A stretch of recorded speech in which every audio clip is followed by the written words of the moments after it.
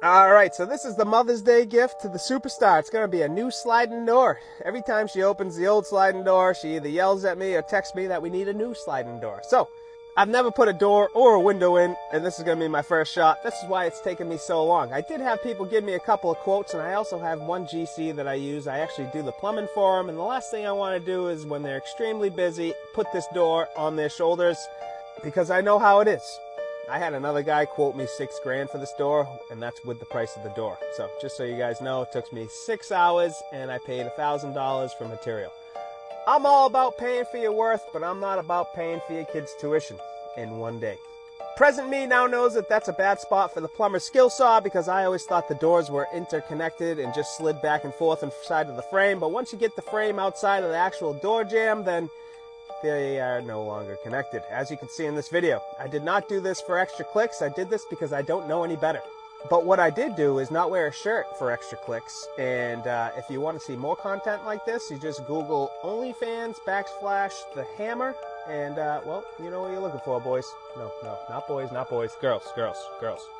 Alright, so now it's all cleaned up, the old door's out, and it's time to get the new door in. Superstar helped me gut it to the top of the stairs, and now that it's up there, everything's level. The old one had no caulk down on the bottom, so little brown ants always crawled in.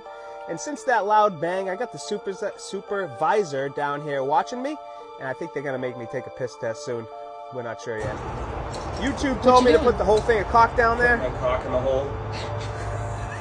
Alright, so now we got the foreman in there, and she's going to hold the door, help me get it inside the hole.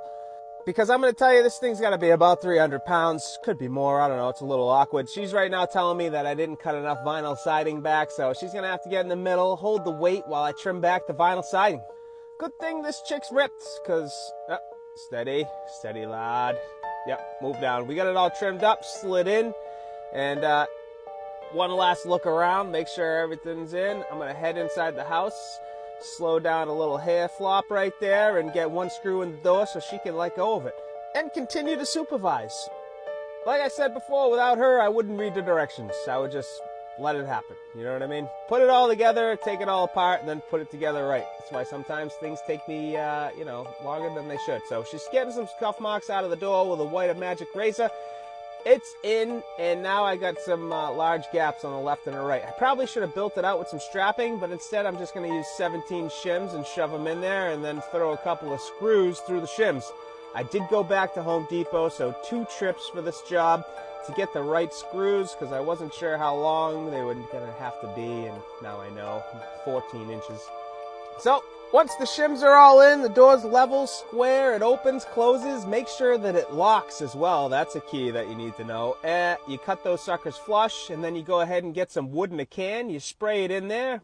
Don't spray too much, because for the next 6 to 8 hours, it's just going to keep growing out of the hole.